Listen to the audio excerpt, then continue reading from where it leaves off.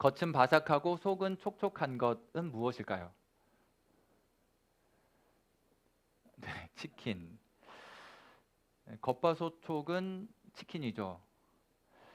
그런 겉바속촉한 그 치킨을 대하는 우리들의 태도는 경건해집니다. 이건 먹어줘야 해. 뼈에 붙은 작은 살점까지 다 이렇게 경건하게 다 먹어줘야 되는 거죠. 그렇게 싹 발라먹는 열심과 성실함, 그리고 그것이 인내를 낳게 만든다는 사실 아십니까? 배가 부르더라도요, 끝까지 먹어줘야 해요.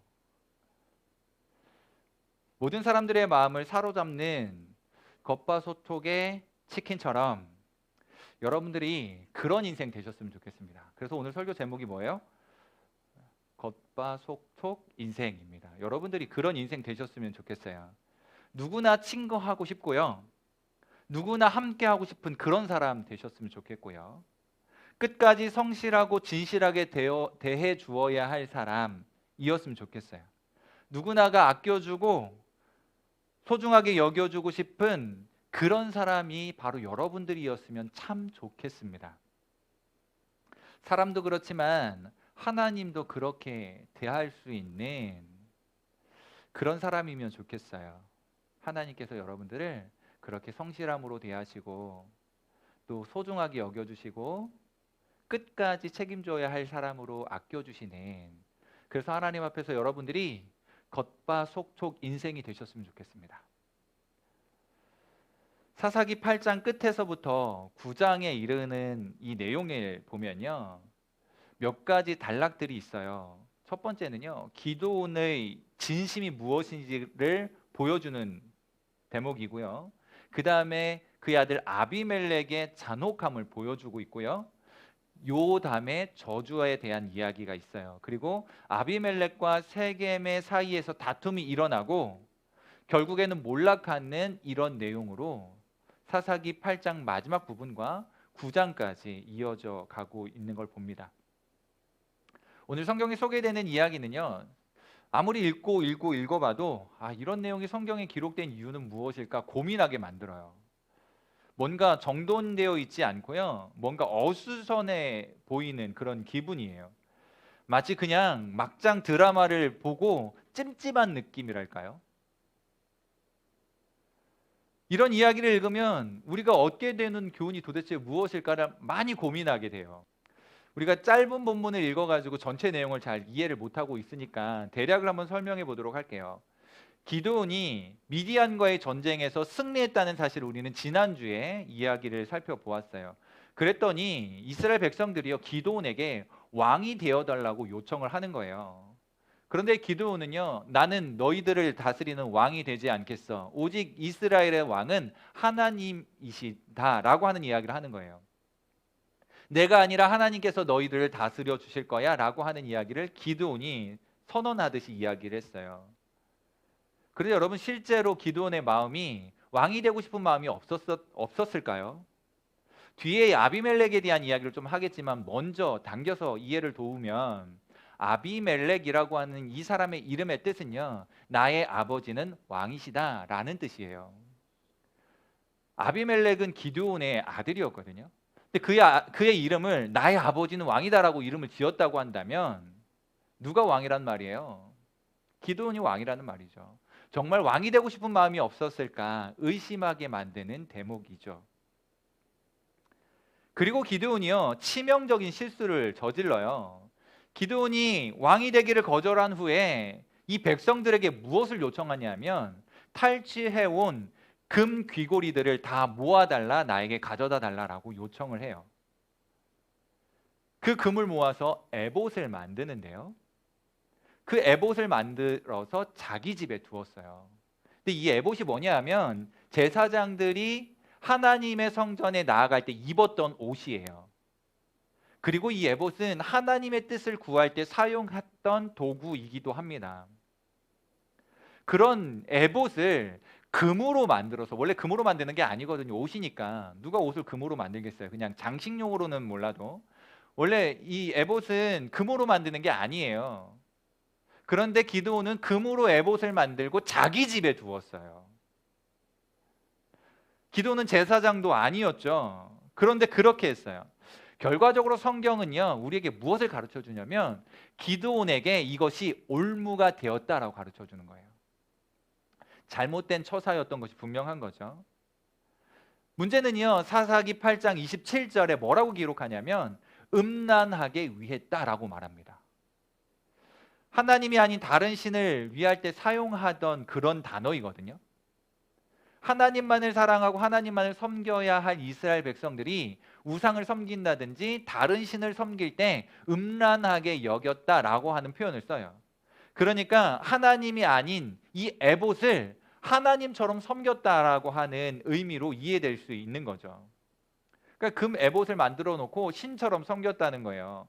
성전의 제사장에게 나아가서 하나님의 뜻을 물어야 하는 백성들이 금 에봇이 있는 기드온의 집으로 찾아갔을 거예요. 하나님께로 나아가야 할 이 백성들을 가로막는 그런 방해자의 역할을 했다는 거예요. 하나님께 돌아오게 만들 책임이 있었던 기드온이 오히려 하나님을 멀어지게 만드는 그런 일을 했다는 거예요. 그런데 이것이요, 그의 아들 아비멜렉으로 이어지면서 비극적인 일을 벌어지게 합니다. 흥미롭게 사사기 9장은 기드온이라고 표현하지 않아요. 기드온이라는 이름을 그의 별명 여룻바알이라고 표현하고 있어요. 사사기 9장은 기드온이라는 이름을 싹 빼고 여룻바알이라고 칭하고 있어요. 여룻바알이라는 이름 우리 지난번에 살펴보았잖아요. 바알이 다툴 것이다. 바알이 그와 싸울 것이다. 그러니까 바알의 제단을 헐어버렸던 이 기드온을 사람들이 죽이려고 하니까 그의 아버지가 막아서면서 야, 바알이 진짜 신이라면 너희들이 건들지 않아도 바알이 대신 싸울 거야. 내버려둬, 내 아들 건들지 마. 이렇게 막아선 거거든요. 그때 사용되었던 별명 여룻바알이라는 이름으로 등장하고 있어요. 여룻바알이 사사로 있은 지 40년 동안 평온했다고 성경이 가르쳐 주는데 우린 이렇게 생각해 볼 수 있어요. 바알이 그의 제단을 허물어뜨린 이 기드온과 결전을 한번 벌여야 될 텐데 어디도 결전을 벌였다는 얘기가 없어요. 만일 바알이 진짜 신이라고 한다면 여룻바알을 그냥 기드온을 그냥 두지 않고 죽일 것이다. 대신 싸워줄 건데 40년이 지나도록 바알이 기드온과 싸웠다는 이야기가 어디도 등장하지 않아요.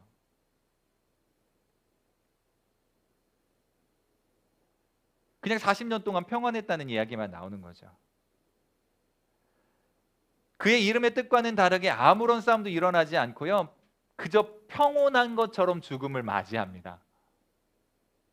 하나님이 평온하게 하시는 동안 사사기의 공식처럼 집에 금 에봇을 만들어 놓고요, 하나님이 싫어하는 일을 했던 거예요.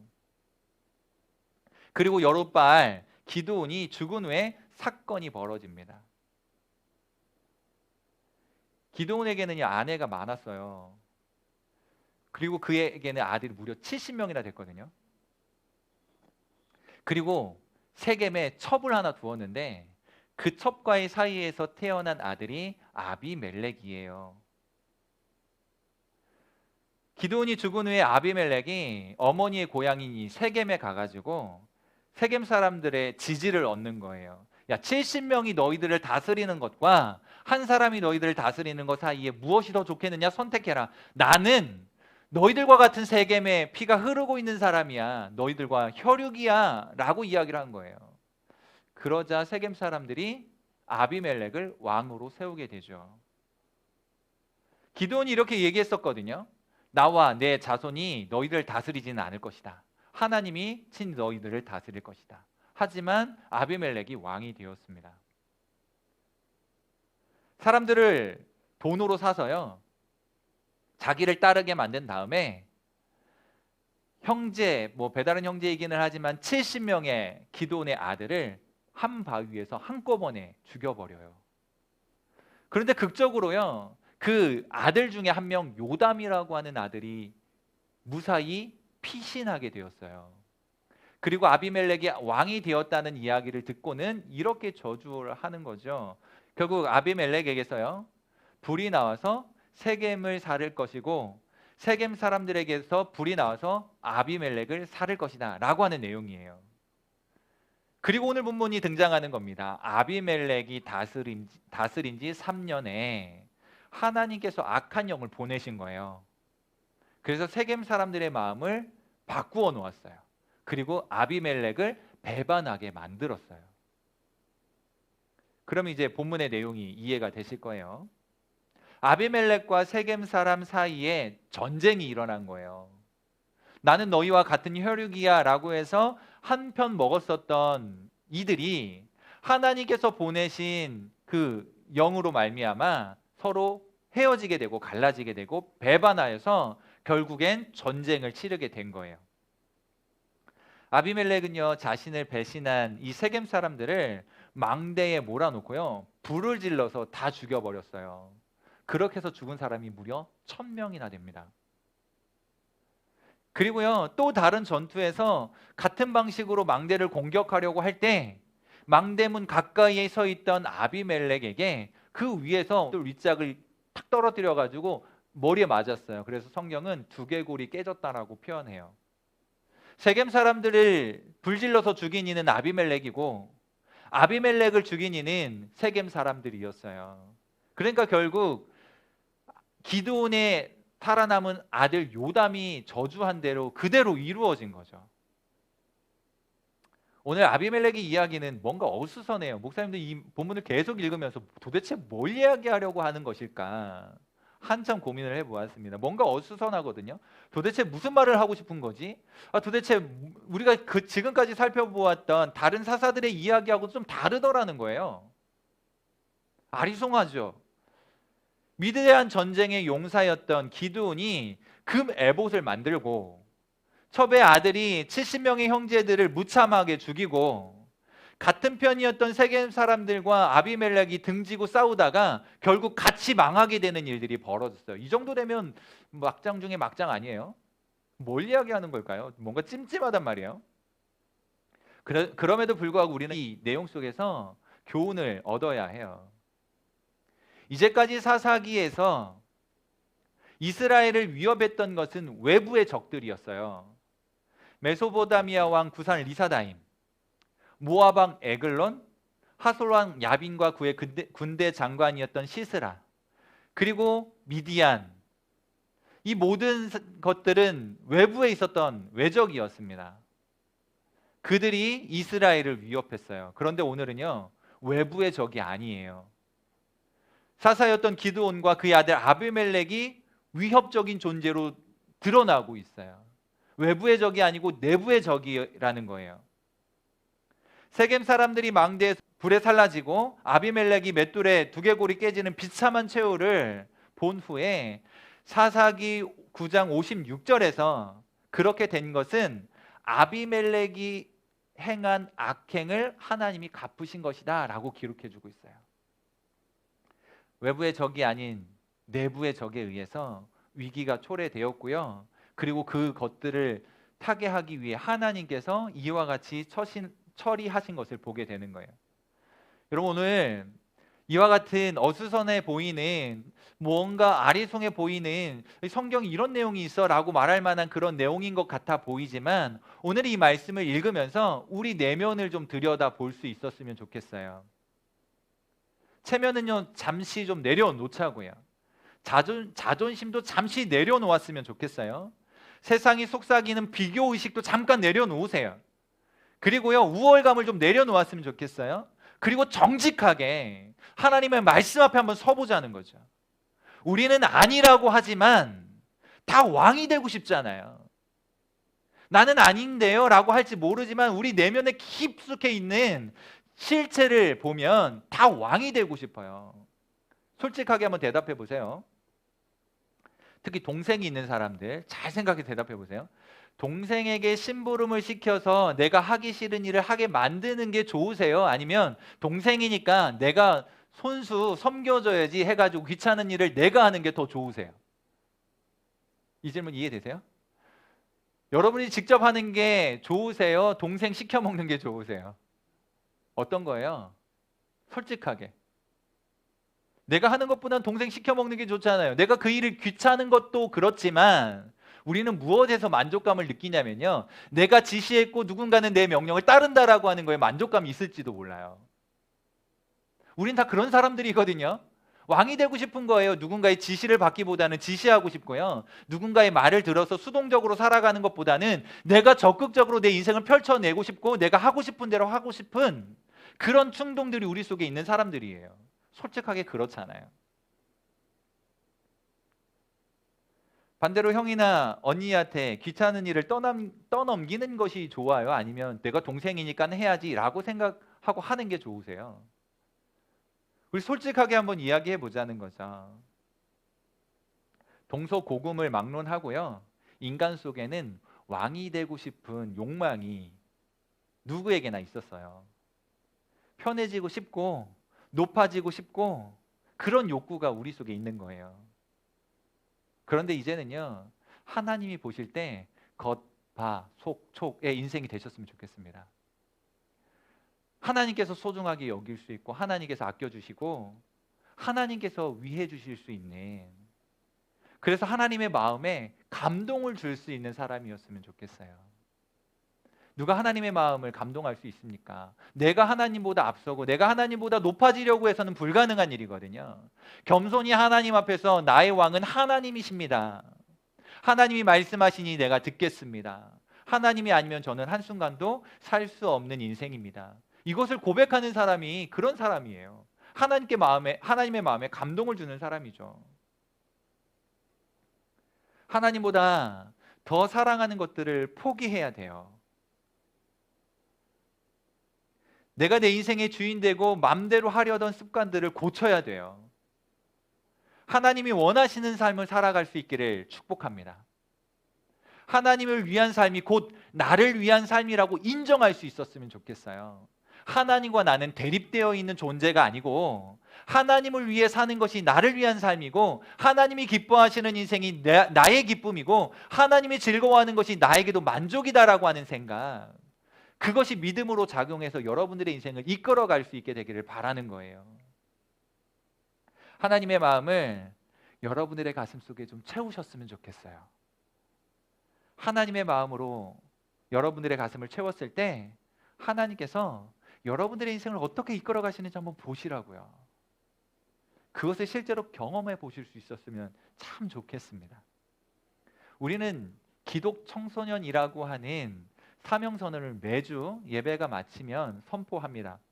예, 우리는 기독 청소년이에요. 그런데 중요한 사실이 있습니다.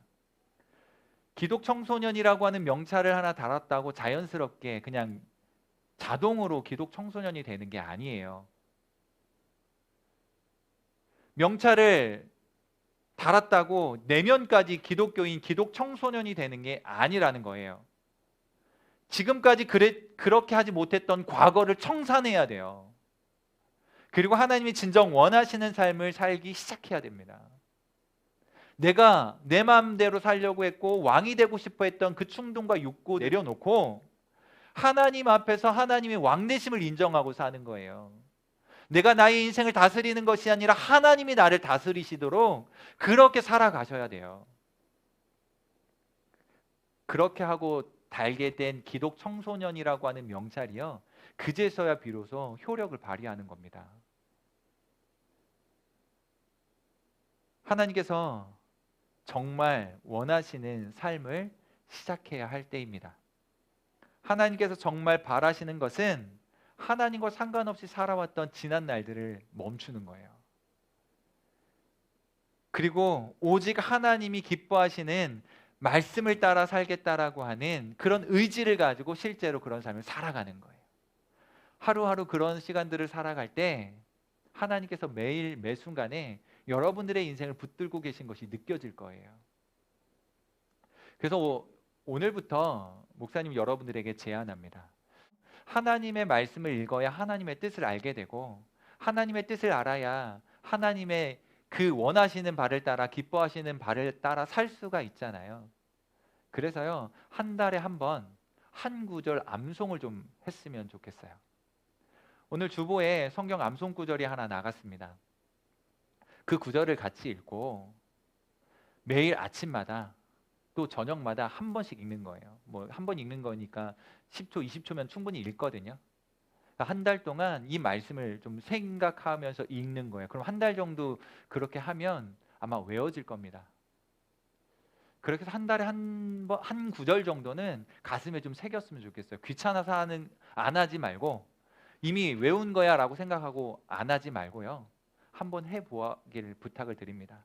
그래서 아침 저녁으로 읽고 묵상해보고 깨어나면서 읽고 잠들면서 읽고, 그래서 하나님의 말씀이 나와 함께하고 하나님이 나의 인생에 동행하신다는 사실들이 경험될 수 있기를 바라는 겁니다. 그렇게 하나님께서요 진짜로 원하시는 여러분들의 인생이 되셨으면 좋겠어요. 하나님께서 보실 때 겉바속촉인 인생, 그래서 내가 이 아이만큼은, 이 청소년만큼은, 이 사람만큼은 끝까지 책임져야지라고 하는 마음을 흐리시지 않도록 끝까지 여러분들의 인생을 책임지시도록 그런 인생이 되셨으면 좋겠습니다. 오늘 어수선해 보이는 이 말씀 속에서 하나님의 뜻이 분명하게 드러날 수 있기를 바라요. 하나님의 마음을 가지고 인생을 살고 하나님이 왕되심을 인정하고 인생을 살아가고, 그렇게 하나님이 진정 원하시고 기뻐하시는 삶 속에서 여러분들의 인생이 정말 복되고 형통한 인생 되실 수 있기를 바라는 것입니다. 그 믿음이 여러분들을 이끌어가는, 그래서 여러분들의 청소년의 인생에 형통케 되어지고 축복이 되어지는 그런 일들이 있어지길 주님의 이름으로 축복합니다.